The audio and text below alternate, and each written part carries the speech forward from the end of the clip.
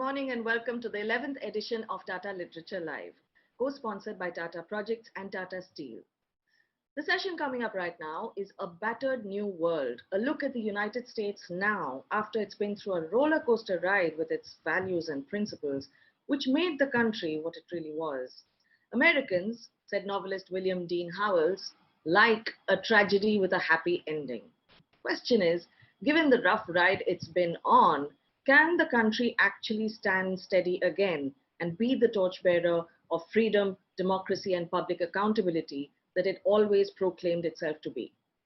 To find out about this, we have author, reporter, and columnist Thomas Friedman today. Three-time Pulitzer Prize winner, author of 7 best-selling books, and expert on US domestic politics and foreign policy, Middle East conflicts, and the environment and energy, among others.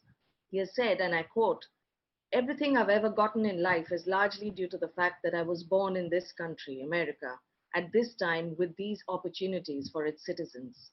It is the primary obligation of our generation to turn over a similar America to our kids."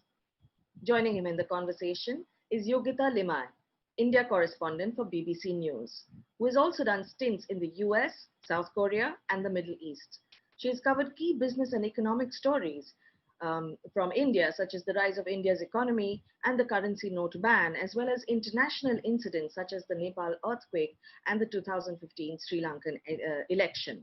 So without further ado, let the conversation begin. Over to you, Yogita. So thank you very much for being here. It's wonderful that we're, even in a COVID year, we're able to do this, even though it's online. And Mr. Friedman, it's a real privilege for me to be speaking to you, especially soon after what's been such a momentous event, not just for America, I would say, but for the rest of the world. And, it was one of those moments, I think, for a lot of us, which we'll remember for a very long time. So before I get into sort of interpreting what it means and what next for America, if I can just quickly ask you, where were you when you realized that Joe Biden had won the election, and what was your reaction? Well, first of all, Yogita, it's great to be with you and great to be with my friends at Lit Live. And so I was home where I am right now in Bethesda, Maryland, outside of DC, where I live, and watched the election results coming in the evening. I was just pacing through my living room with my wife and watching with real profound worry. It looked like the same thing that happened in 2016 was going to happen again. And because the mail-in votes were all going to be counted later, Trump was building up these huge, what looked like huge and insurmountable leads. And I decided to just go to bed around, I don't know, it was probably around midnight or 1 a.m. And I actually called one of my closest friends. He happens to be an Indian American, Gautam Mukunda, who taught at Harvard Business School and is really smart about politics. And I called him before I went to bed. He said, "Tom, don't worry, Biden's going to win this." I said, "Gautam, I'm really glad you think that. But I mean, he said, no, you've got to understand how the voting is happening, how the votes are being, counted and what priorities, especially in Georgia and Pennsylvania, Michigan, and Wisconsin." So I went to bed and I woke up, I don't know, about 5 or 6 in the morning, and darn if that wasn't happening. The vote counting was narrowing. Biden was making the comeback, and I woke my wife up and I said, Biden might actually win this thing. And then from that moment on, really, it was clear what was going to happen and happening. And I told Gautam that night if he was right, I was going to take him and his girlfriend out to any restaurant, and they could order any bottle of wine they wanted. And so color me happy at the result, and that's where we were. Well, how do we look at this result? Because there seem to be sort of two schools of thought. One is saying there was 73 million or more than that, for Trump. Right. It was 47% of the popular vote. And therefore, even though Joe Biden seems to have got a decisive victory, America seems to be sort of split down the center.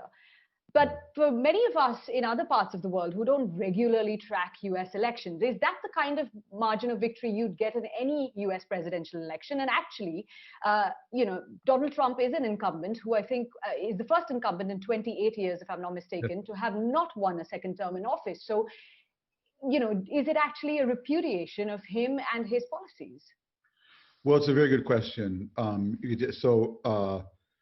It has to do partly with the quirks of our system, that we don't go by the popular vote, we go by the electoral college, and that means the votes in each of these states. And the important thing to keep in mind is that, as your question alluded, Biden is going to win by 6 million votes nationally. He's actually going to win by one of it may be the biggest margin in years, So in terms of the popular vote, it's very clear he has a mandate. In terms of the electoral college, he has a mandate. But in terms of that electoral college vote, that mandate was produced by relatively narrow 10,000, 12,000 vote margins in several key states. But stepping back, what is the story? The story is we're still a deeply divided country. Donald Trump is a deeply disturbed and dangerous man. And the fact that many Americans were ready to overlook the fact that he told 25,000 lies, for instance, in the last 4 years, the fact that he fired people left and right, including now even in this lame duck period. His behavior has been so unpresidential. Yet there's clearly something going on in the country where people see in him strength. They see in him someone reflecting their values. So what is that?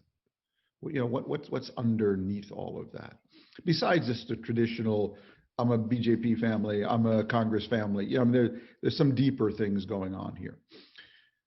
This is what my last book, Thank You for Being Late, is about, which I spoke at the Mumbai Lit Festival a year ago about. So we're in the middle of a rapidly accelerating changes in America. So much so that sometime in the last, 7, 8 years, 10 years, Americans went to the grocery store to buy their groceries. And they went to the checkout counter. And the woman at the cash register, she wasn't wearing a baseball cap. Then they went into the men's room, and there was a woman next to them.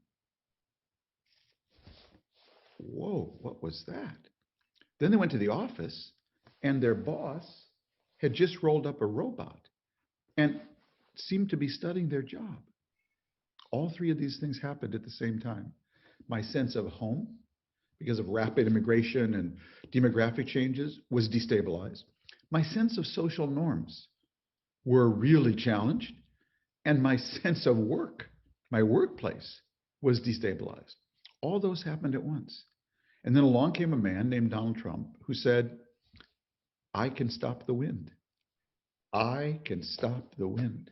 And he used the image of a wall. The wall was actually against immigration from Mexico, but it was a brilliant metaphor for I can stop the wind. And that's basically what I think is underneath a lot of this, beyond the normal tribal divisions of politics. And before I get to how Joe Biden goes about bridging this divide now and bringing people who didn't vote for him, sort of, taking them along as well, I'd actually like to discuss what President Trump is doing right now, which is questioning the electoral process. I mean, this is something, sitting here in India, I mean, the one thing, whatever's happening with institutions in our country, I think the one thing we hold very dear to our heart is an election. We've conducted a massive election, a state election, 100 million people almost, in the middle of the COVID pandemic. So sitting here, we also look at America as this great beacon of democracy, that whatever happens for the last 200 years, every 4 years has been democratically electing a president. And now you have President Trump questioning that, saying the election was stolen from me. And he has this ability of making people believe what he says. So firstly, how many people are buying that in America? And what are the long-term implications for the American democracy? Well, you're asking the exactly right question on the exactly right day at the exactly right hour. Because, excuse me, got a little cold. What began as a request for recounts in a very narrow election, which was unusual. Remember, Trump only won by a sliver of votes, in 3 states, and Hillary Clinton didn't do any of this. But what began is that, and people are ready to say, particularly people in his party, but even Joe Biden, okay, you want to recount, recount. That's where this began. But we're now over 2 weeks past the election. This is no longer Trump versus the counters. This is now Trump versus democracy. What's happened in the last 2 days is they're no longer asking to recount the votes. They're going to states that have Democratic legislators, that have Republican-dominated legislatures, and basically trying to get them to nullify the vote. You're seeing the greatest threat to American democracy. It's all internal, coming from one of its 2 big parties. Our democracy is being challenged. It is in peril. It is in peril in ways that it has never been before. This is now Trump and his party versus American democracy. I have never been more frightened for my country in my life. And people are believing this. People are actually sitting in America and believing that the election is stolen, has been stolen. How many believe it and how many want to believe it? Uncertain. But that is a product, Yogita, of what's also been going on here, which has been a fundamental attack on the 2 pillars of our democracy that Trump has perpetrated these last 4 years. He's been attacking truth and trust. Truth and trust are the 2 pillars of every democracy. Without truth, we can't agree on what path to go down, which is pretty important in a pandemic. Not to mention at a period of rapid change. Without trust, we can't go down that path together.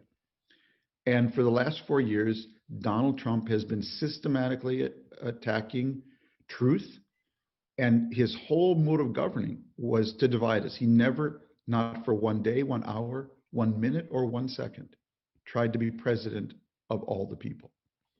Now, when you have a president utterly without shame, ready to do this, backed by a party utterly without spine, amplified by a network or an information ecosystem utterly without integrity, you have a challenge to American democracy unlike any we have faced before in our history. You know, a lot of people had predicted that if the election doesn't go Trump's way, there would be civil unrest in the country. Yeah, you had said that too. Is that, do you think, do you still believe that's going to happen in the form of actually violence taking place on the streets? Is America going to have internal security issues? It's going to have to worry more about those things? So far, that hasn't appeared, but again, we're still in the so-called recounting phase. I just don't know. You're dealing with a man who clearly fears that by losing the election, he faces humiliation, liquidation, and incarceration all at the same time. He really fears that. And he is doing everything he can to try to nullify this vote. And that we're not counting votes now. We're nullifying votes. This is not Trump versus democracy, not Trump versus counting. And we just haven't been here before. I think none of us have been here before. I know none of us have been here before. And therefore, there's almost it's like seeing something you haven't seen before. You're, first of all, you're sort of gape-mouthed. What do we do? But the system is slowly getting organized. You're even seeing some of his media supporters now saying, whoa, I repeat, this is a man without shame. This is a party utterly without spine. And it has an information ecosystem that is completely without integrity and literally will say and print and circulate anything. And so the world's second largest democracy is under real threat right now. You talked about him attacking the truth and you also talked about media supporters. And this is, journalism is your profession, it's my profession. And so the next question I actually want to ask you is about the press. And while it is a question about the US, I think there are a lot of points in there which are also relevant to what's happening in India. I think, when Donald Trump was president, or well, he's still president, but one of the things he's managed to do quite effectively among his supporters and people who believe him is sort of discredit any section of the media that is critical of him, to say they're basically liars or they're basically biased. The organizations might well be able to and probably can defend their journalism, but because of his impact on people's opinions, because of the way he can color perception, among people, there is definitely, they look at a certain section of the media, even whether it's the New York Times or CNN, saying, no, these guys are just biased. They're just against Trump, whatever they do. They're not willing to look at it as somebody actually giving you facts, somebody trying to give you the truth. And that's damage that's already been done. How do you move from there? How does, is this something the press needs to now, is the onus on us, to say that, okay, there's this large section of people who have stopped believing what we say because of, attacks on our credibility, and how do we bring them back? I know it's a very, very important question, and there's truth in that. Trump's great achievement is he's made everybody crazy. It's really the most remarkable thing I've ever experienced. And so he has a singular ability to bring out absolutely the worst in everybody. So without naming names, you turn on some respectable, reputable, what I consider mainstream cable news, outfits these days. And sometimes you see broadcasters like you, or news presenters, saying things in the most utterly biased ways. My daughter is the executive producer of All Things Considered Weekend Edition on National Public Radio. It's very, very down the middle. It's BBC-like. It's our closest equivalent to BBC. And last weekend, so I never miss a show. It's my daughter. And so last weekend, they did a show about, there was a march of Trump supporters in Washington. And they went around and interviewed people. And I called her up afterwards and I said, Natty, I just want to compliment you guys. Like you interviewed the Trump supporters. There was no sneering. There was no mocking. There was no raised eyebrow. I just got the news straight. And I will tell you, Yogita, it's very hard to get the news straight anymore in America. And that is a problem. I know that we still aspire to it at the New York Times. But everyone now is so enraged, and so frightened that it's just bringing out the worst in everyone. So yes, we in the mainstream media, and the traditional media that aspires at least to publish truth unto its innermost parts without fear or favor, we definitely all need to step back and ask which part of the criticism is valid and which is not. At the same time, we now have a whole information ecosystem where people are able to generate news from, I'm from Minneapolis, from the Minneapolis News Ledger. You go online, you see the Minneapolis News Ledger says that, black people attack white people in Minneapolis. Well, there is no Minneapolis News Ledger. And unless you are schooled in what I call digital civics, where when you see something like that, your first question to say is that a legitimate website? Where does it come from? How do I triangulate to find that out? So we desperately need a national program of digital civics because the internet is just an open sewer of untreated, unfiltered information. It's an open sewer. Oh my God, it's full of diamonds and rubies and gold and silver. It's also full of toxic waste, rusty cans, broken glass, and nails. And unless you school your citizens who are now getting their news straight from there in increasing numbers, and to have the internal software to filter out the gold and rubies and diamonds from the toxic waste, broken glass, and rusty nails, democracy is not going to survive. Because what's going on in America, and I can't speak to India, is we're losing our cognitive immunity. So we're in a pandemic now where we lost our physical immunity to a pathogen called COVID-19, but we're also losing our cognitive immunity. Your cognitive immunity is the ability to sort out fact from fiction, science from science fiction. But our society is losing its cognitive immunity. And that's the beginning of the end. Well, I mean, that is a huge worry here in India as well. And with that, I'd like to move the conversation slightly over to Asia and specifically China, because I think even people who didn't agree with anything else Donald Trump said, a lot of them supported how he acted and behaved with China. A lot of them thought that he should have been tough on China and that he was tough on China. What's the Biden presidency going to look like in that regard? So, Yogita, there are issues I supported Trump on. Again, my view is some things are true even if Donald Trump believes them. And our job as commentators, in my case, is to sort out one from the other. So my view is that Donald Trump was not the American president America deserved, but he was the American president China deserved. We needed to have someone who was going to call the game and call the misbehavior in a rather tough and brutal way, and he did that.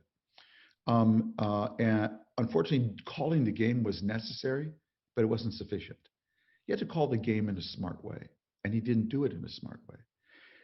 So the smart way would have been for America to sign the Trans-Pacific Trade Agreement, bring the 12 biggest Pacific economies into a single global trade framework.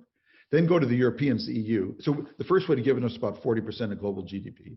Then go to the EU, the European Union, get the other 40% of global GDP. And then sit down with China. Because to negotiate with China without leverage, that's like playing cricket without a bat. Okay, I mean, so you sit down with China with the leverage of 80% of global GDP, and then you make it the world versus China, and what are the right, fair, just rules for global commerce and trade. We didn't do that. We made it Donald Trump versus Xi Jinping over who has the biggest tariff. That's what he did. And as a result, when you do it that way, Xi gets all the Chinese nationalists on his side.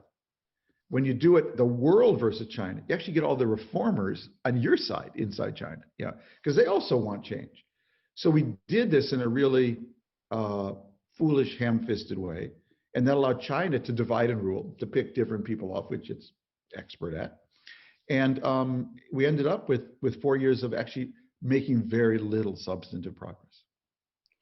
And with Joe Biden, what do you think that's going to be like? Because the Obama years, I think, are broadly seen as being very soft on China. Do you think, how's, for example, the tariffs that have been slapped, which Sure. sort of specifically affect China? How do you think, Biden's going to deal with that?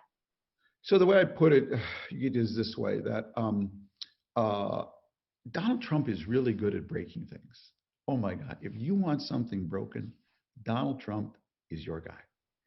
He's just terrible at building things. So on two fronts, Trump actually created enormous leverage for Biden. He broke the Iran nuclear deal and imposed crushing economic sanctions on Iran. And in effect, he broke the US-China trade framework and imposed not crushing, but severe tariffs on China. But Trump could never translate that maximum pressure into actually a new diplomacy, a new deal.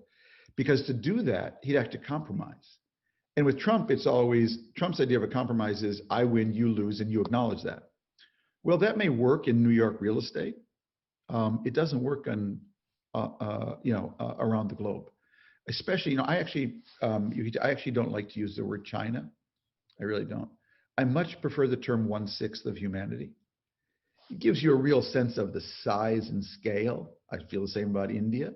So if you're going to go up against 1/6 of humanity, people think, well, there's China and there's Nigeria. And no. This is 1/6 of humanity. So you better have leverage. You better have a plan. Trump didn't. But he did create leverage by putting these tariffs that Biden can now use.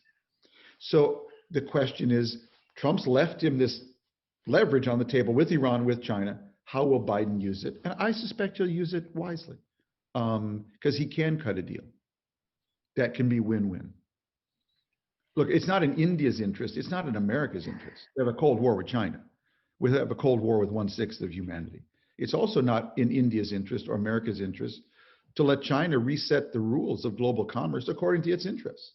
So we've got to find a way to do this in a balanced way. And I would rather trust Biden to do it than Trump.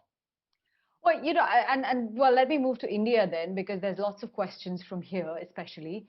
And one of the reasons is because President Trump and Prime Minister Modi made great displays of their friendship and relationship. In fact, literally in February this year, before COVID became or was called a pandemic, there was this huge event that took place in India where Prime Minister Modi sort of bordered on endorsing President Trump.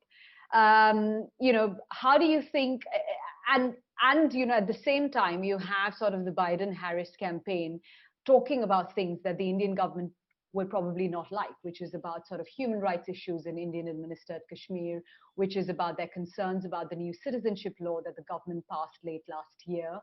From your perspective, sitting there, sort of how do you think Biden is going to sort of tread on this relationship with India? So I don't know. I mean, it hasn't really.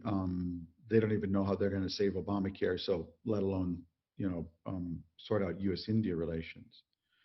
Let me just say, as a well-known and raging Indiophile, that my view of India has always been that India is a miracle, a country of 1.3 billion people who speak 100 different languages, holding free and fair elections on a regular basis.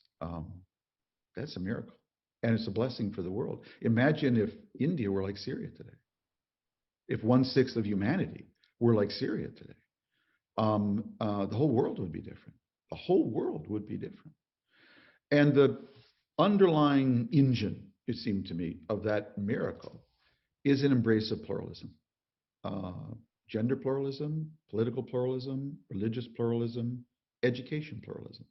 Not always perfectly, not always uniformly. It's a big, messy country. But that's really the engine of India's miracle, of its greatness. And I get very worried some days that some people are losing sight of the source of that greatness. And I'll just leave it at that. And with that pluralism, I think many would say in India is under threat at the moment. While we're still very much an electoral democracy, a lot of people would say that's where it kind of ends. I guess my question to you is that if it came to it, do you think Joe Biden would have it in him to sort of make comments if there are undemocratic things happening in India, to actually sort of publicly speak about them? Yes, I think, friends don't let friends just go off the rails. I don't think it's a priority, and I don't think, in that there's so many things this administration has to do. But I think what you will see in the Biden-Harris administration is a return to an America that is not just some transactional thing. What happened under Trump is that we became as transactional a country as China and Russia for Democrats and pluralists all over the world. Trump really changed the American motto from, give me your tired, your poor, your yearning to be free, to show me the money. Show me the money, baby, and get the hell off my lawn. Those became the sort of two mottos of the Trump administration. Show me the money and get the hell off my lawn. And so a lot of leaders around the world took that as license to really just be transactional with him. Let's not talk about human rights, democracy, pluralism. Let's talk about our shared interests and enemies. And what you will see under Biden and Harris is a rebalancing America back into the mode that it was in before. And it's not one of lecturing, and it's not one of hectoring. And yes, we all will be balancing strategic issues and economic with human rights, democracy, and pluralism. But we will be back to balancing them, not throwing one of them out the window. Of that, I'm sure. How it will be reflected in this relationship, I can't say. But Trump just gave license to so many people around the world to misbehave. They knew the cat was away, and when the cat's away, oh, the mice do play. And so the mice have been playing. And that's why this was such an important election.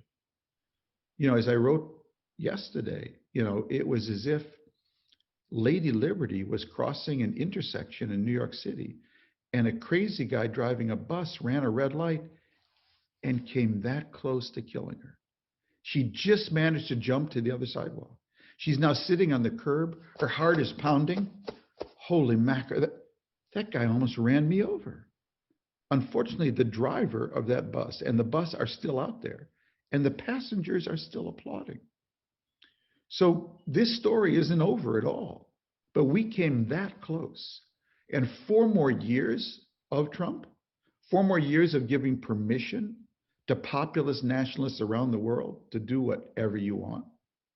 And I think democracy globally would have been fundamentally and irreparably damaged. I have a quick question about Afghanistan, and that's also because of the news development this week, actually, where he said that they reduced troops from 4,500 to 2,500, which came as a big surprise to people. And given that Joe Biden has said that, well, he is committed to a troops pullout as well, but he wants to do it in a responsible way, not in a way that sort of basically lets all hell break loose in Afghanistan. And this Donald Trump is sort of doing literally in his last few weeks in office. When Joe Biden comes in, how does he, rein that in? Because it's not going to be a very popular move if he says, no, actually we need to send some troops back in there for a bit more time. It's a good question, Yogita. I would simply say that Americans are really tired of the whole situation in Afghanistan. And most of all, the U.S. military. So, but what the U.S. military is saying to Trump is that we're tired of it. You're tired of it. We're all tired of it. But if we're going to leave, we have to do it in a responsible way, a way that's responsible to India, to Pakistan, to Afghans, and to our allies in Afghanistan. Trump doesn't care at all. He's just looking to put points on the board, as it were, say, I got us out of Afghanistan. I got us out of Iraq, and when he's gone, he'll just blame everything on Biden. And so wherever anything goes wrong. So I don't know how that's going to play out. But the trend line is, and from an India point of view, India needs to understand we are leaving. That story is going to be wound down. And what Trump is leaving is kind of a poison grenade, in the sense that, so let's say Biden wants to continue whatever happens after we pull out in Afghanistan, the first thing that's going to happen, probably not going to be good. Maybe it'll sort itself out over 6 months, 18 months, whatever. But the first, it will be ugly. And Trump would love that to be on Biden's watch. And you think even if that's going to be, the outcome of it, you think Joe Biden would do it and do it quite quickly? I'm not sure. I actually went into Afghanistan with Joe Biden, Senator Joe Biden, then chairman of the Senate Foreign Relations Committee, right after 9/11. We spent 2 weeks going around actually India, Pakistan, and Afghanistan. So he's quite knowledgeable of it. I can attest from firsthand. I just don't know. It's too many balls in the air. Again, right now I'm worried about American democracy so much, and not Afghan democracy. But I know the lean in the United States is, let's get out of there already. It's just too much. Well, then let's get back to talking about America for, I think we've got about maybe 10 minutes left. What do you think Biden will do in his first month in office? What do you think his top priorities are going to be? Well, his top priority is, if I can't travel, I'm in Bethesda, I've been locked here basically since the pandemic, so outside of Washington, D.C. But if I could travel anywhere, if the genie came along, the COVID genie, and said, I give you 24 hours, you can travel anywhere without fear of contracting COVID-19, where would you like to go? I said, I'd like to go to South Carolina. I'd like to go on a Sunday morning. I'd like to go to a black church there. I'd like to go up to the choir. And I'd like to sit with the ladies in the choir at this black church in South Carolina and ask them one question. Why did you save Joe Biden? Because let's remember, go back to the campaign. Biden's candidacy was almost finished. The referee, if this were a boxing match, was actually counting him out. It was literally counting him out. It was saying 1, 2, 3. And basically, the ladies in the choir at that black church in South Carolina, they jumped up. They stopped the referee's hand from counting. They lifted Biden off the mat, slapped him around a little bit, threw water on his face, said, Joe, get back in the fight.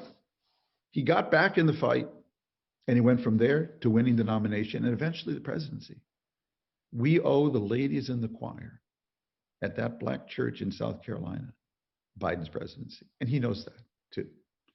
Why did they do that? Because they wanted Kamala Harris as vice president? Actually not. They could have voted for her. Because they wanted a black president. They could have voted for Cory Booker. No, it's because they actually understood something very deep, that the country was being torn apart. And we needed someone who could unite the country, and someone who could unite the country would win the election.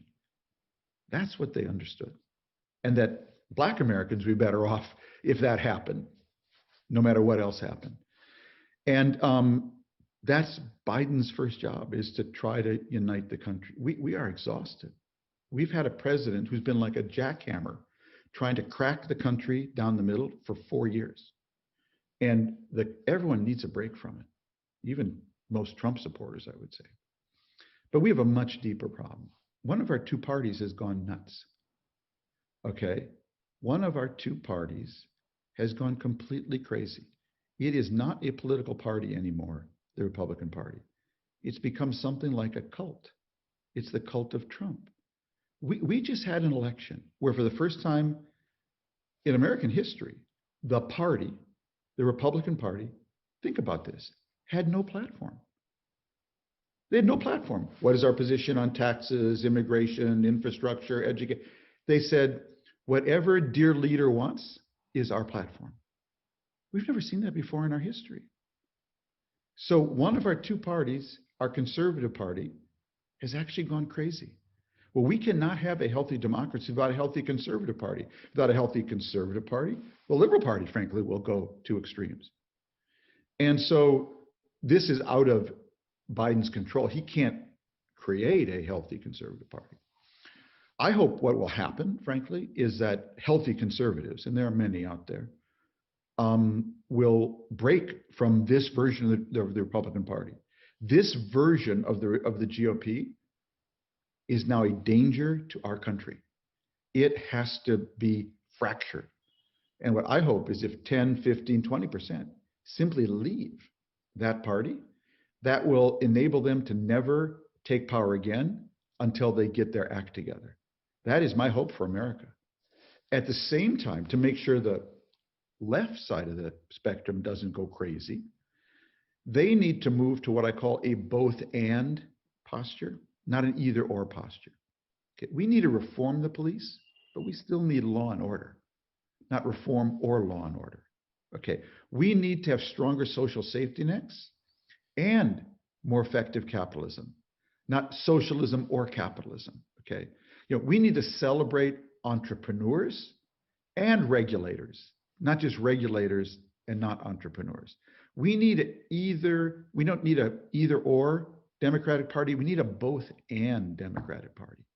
We need a Democratic Party also that breaks away from this political correctness epidemic we have in this country, that says to people who want to change but don't want to be shamed into changing, okay, to give them the space.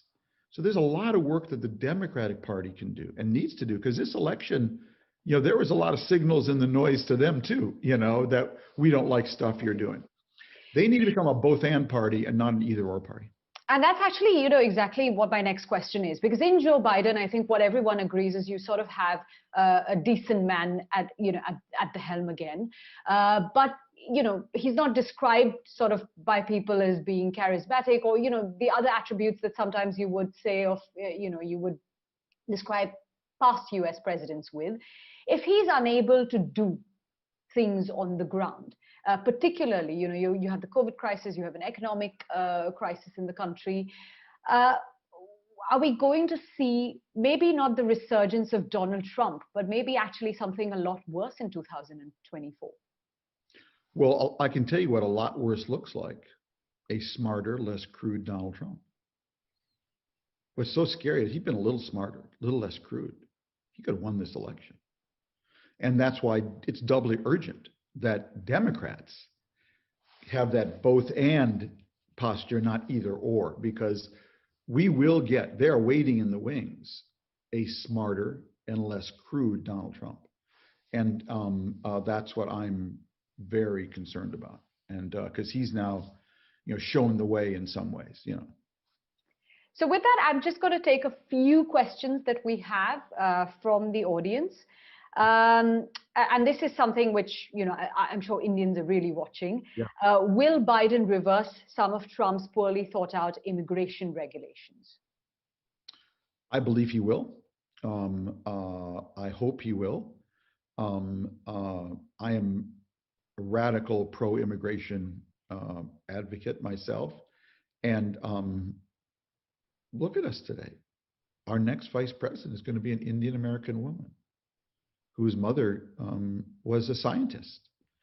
The head of Microsoft, Google, Workday, Adobe, these are all Indian Americans. But not only the heads, the people working at all levels of these companies, engineers and scientists, and then go off and start businesses and new companies themselves and become great citizens and taxpayers.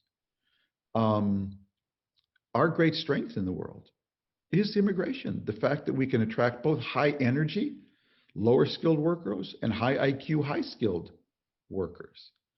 That's our great advantage over China. Have you ever tried to become a Chinese? It's not so easy, Try to become a Japanese, a Korean, a Swiss. Why would we shoot ourselves in the head and the foot at the same time by cutting off this incredible source of energy for our country, differentiation, and intellectual advancement? So at the same time, while I'm a radical pro-immigration, I am for controlling the border. And again, it's a both and. I'm for a high wall. I'm for a really high wall with a really big gate. I'm for a high wall with a big gate. Because if you don't assure people that you can control your border and that they aren't going to be overwhelmed by people, foreigners coming in, then they will be anti-immigration. And that's really what propelled Trump. So I'm for a high wall, but with a very big gate. But if someone wants to come into my country, I believe they should have to ring the doorbell. Well, you spoke about Kamala Harris there, and along with the many other firsts that she brings along, it's also the first female vice president. Sometimes I think for many of us sitting in other parts of the world, it seems actually incredible that America hasn't had a female president yet.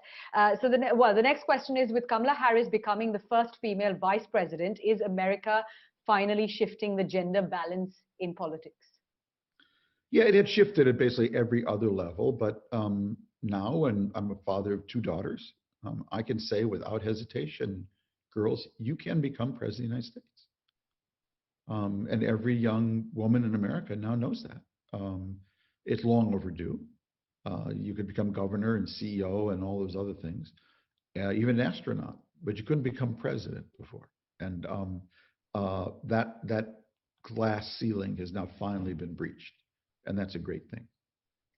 And a final question, do you think America's reputation has been irreparably damaged by the Trump presidency? America's reputation has certainly been damaged. Irreparable, I hope not. I incline not to think so, but every one of our Indian friends needs to understand that this is no longer where we're at right now in this story. It's no longer Trump versus the counting of votes. This is now Trump and his allies versus American democracy. That's what's going on here. They're beyond trying to count the votes now. They're now looking for ways to actually set aside the count by getting Republican legislatures just to ignore it and to certify him as president. this is the most dangerous moment ever, the biggest threat ever to American democracy. We have a president and a party and an information ecosystem that are framing this as Trump or democracy. And I still think it's going to come out okay, but we aren't out of the woods yet. And well, you almost summed it up there, but if I had to just, ask you to give us a sort of a couple of end thoughts really about where you think America is going in the next 4 years. Well, we have just enormous healing we need to do, Yogita. We've had a man who spent 4 years trying to divide us, backed by an ecosystem of information that has tried to divide us, and that's unleashed an epidemic of lying. I did a column last week that was triggered by the fact that my wife on Sunday morning was making her cereal, and she turned to me and asked, "Is lying, not lying, one of the 10 commandments?" She'd actually forgotten whether lying was prohibited by the 10 commandments. And I had to pause for a second before saying, yes, thou shalt not bear false witness. That's a measure of what's happened here in the last 4 years. Lying not only has been normalized, it's actually being celebrated. It's become an industry. It's become such a big industry. You can make a lot of money lying now. In fact, I fear that if this gone on for 4 more years, our quarterly GDP report would say, well, auto sales were down this quarter, but lying was up 30%. It's become such a business. And so if we don't re-stigmatize lying, if we don't re-stigmatize liars, you cannot have a healthy democracy. You simply can't, no matter who's president, because there'll be no truth and there'll be no trust. My teacher and friend Dov Seidman always likes to say, trust is the only legal performance-enhancing drug. Trust is the only legal performance-enhancing drug. Without trust, you can't do anything. You can't do anything big or hard, because big, hard things have to be done together. And that's where we are right now. Can we restore truth and trust? Ask me in 4 years, and I'll tell you where we are. Well, I'm sure we'll have lots of questions for you through the next 4 years. Thanks so much for being with us. It's been truly insightful and really a privilege for me. And thanks also to Tata Literature Live for having this great session. Yogita, thanks. It was a real pleasure to be with you. Thank you. Me too. Thank you for that conversation, Thomas Friedman and Yogita Limaye. Here's to looking forward to a better future.